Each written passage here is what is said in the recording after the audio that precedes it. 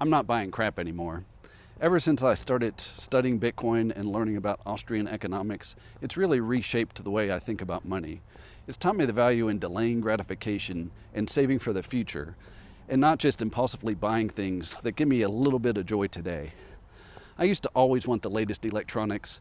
Sunday newspaper, back in the day when newspapers were still a thing, would come, and I would always look through the Best Buy ad, thinking about what latest piece of electronic equipment I wanted to buy. And then the iPhone came along, and I wanted the new iPhone every single year.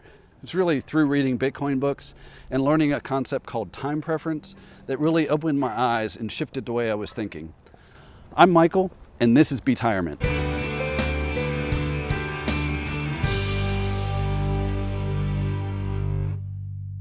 I first learned the concept of time preference in the Bitcoin Standard, which is the book written by Saifedean Ammous. He later expanded upon the concept in his book, The Principles of Economics, which he released in 2023. But the concept of time preference was really pioneered way back in 1884 by Eugen von Bohm-Bawerk, who was a key figure in the Austrian School of Economics. The concept of time preference really means the extent to which someone values present goods or consumption versus investment for the future. So someone with high time preference immediately wants to spend any money they have. They want to consume. They have a bias towards immediate consumption. Versus someone with low time preference is thinking about the future and recognizing that if they invest that money well, they can have more goods or higher quality goods in the future. This concept of time preference was recently addressed in an X-post by Trey Sellers. Trey writes a really good blog on Substack called f.i.r.e. BTC. It's all about using Bitcoin to achieve early retirement. I really recommend his blog. But his post didn't use the term time preference, but that's what it was all about.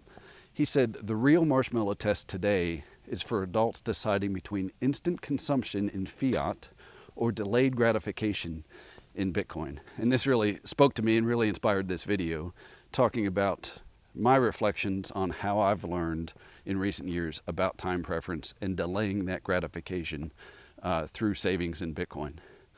But that post, when he talks about the marshmallow test, if you're not familiar, goes back to the early 1970s. There's a professor at Stanford named Walter Mischel, and he did a test on young children called the Marshmallow Test. And he would put the child in a room and place one marshmallow on a plate in front of them. And he would tell the child that they could go and eat that marshmallow immediately. Or if they wait just a little while, he'll come back and let them have two marshmallows. And then he would leave the room and observe. He and the parents of the child would be observing the child from outside the room. And you could really see the different children wrestling with that decision. There were really some strong children who immediately took the low time preference approach, and they immediately decided that they would wait. And they really weren't tempted. They would just sit and wait for him to return with that second marshmallow. But there were others that really wrestled with that decision.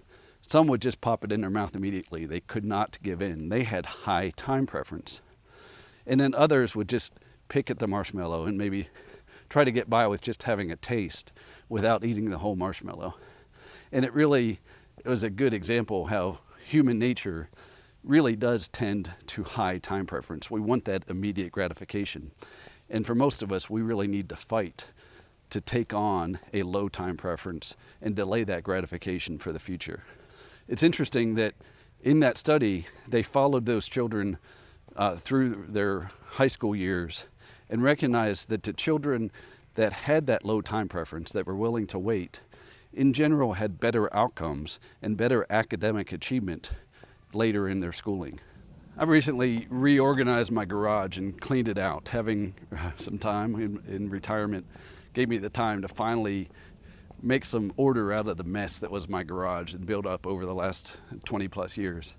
And one thing that stood out is how many duplicate tools I have. And reflecting back, I would have trouble finding the tool because the garage was a mess. And I would make the decision to drive to the store and buy another one of the tools so that I didn't have to search my whole messy garage for that tool.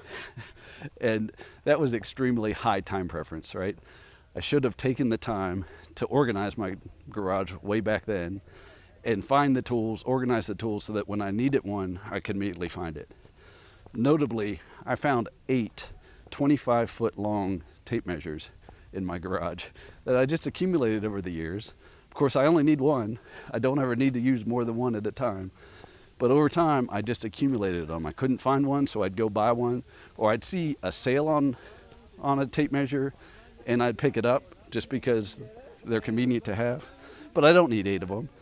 That was definitely high time preference behavior. Looking back and reflecting, I definitely exhibited high time preference for most of my life. So just like going through my garage, going through my closet opened my eyes. I have t-shirts and khaki shorts and all kinds of shorts that I buy just because they were cheap or I thought I had a good deal on them. And really what I should have done is recognize, what do I really need? And then are there higher quality goods that I can buy that would last for decades instead of just for a little while? Tools are a good example. I used to go to Harbor Freight and buy cheap tools, and they wouldn't necessarily last. And over time I've learned maybe it's better to buy a Milwaukee circular saw than a Harbor Freight saw that's only going to last a few years. I used to get a lot of short-term satisfaction in buying electronics, going to Best Buy or getting online and buying the latest PC or the latest camera.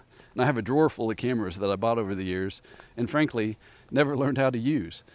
The camera I'm using to film my videos for this channel, I bought 6 years ago and barely ever used it. At least now I'm getting some use out of it.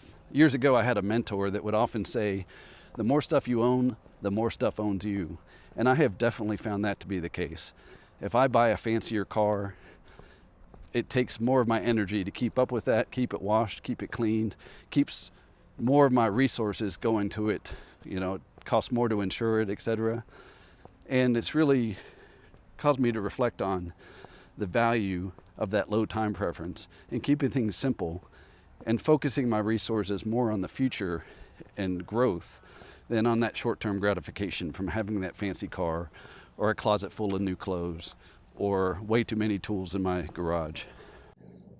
So I still find myself battling with high time preference.